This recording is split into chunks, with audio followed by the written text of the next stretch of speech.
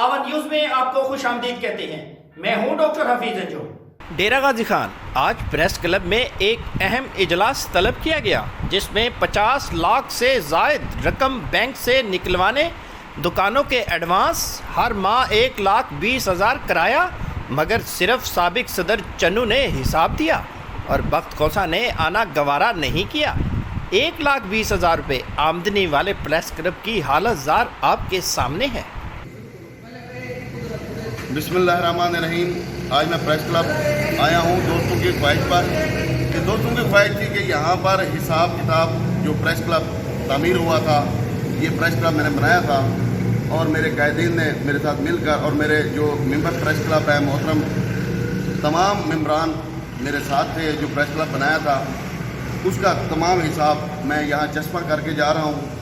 ये जो हिसाब किताब मैं चस्पा करके जा रहा हूँ, इसका मैं एक रुपए का जिम्मेदार हूँ। कोई कमी बेशी, कोई किसी किस्म की इसमें अगर किसी को लगे कि भी ज़्यादा लिखा हुआ है, कम लिखा हुआ है, उसके लिए भी मैं पाबंद हूँ।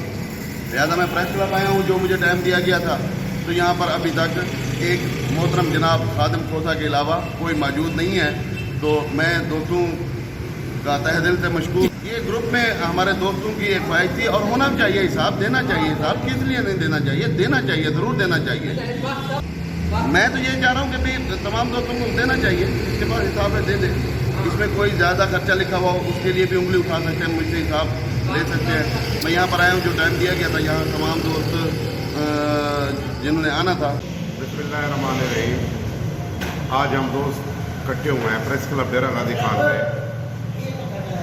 हमारा मकसद ये था कि जो 50 लाख रुपए अकाउंट में थे वो कहाँ गए, दुकानें 4 दुकानें, इनका एडवांस कहाँ है, इनका हर माह 1,20,000 रुपये किराया था, वो कहाँ है। हमने कहा कि हिसाब दें।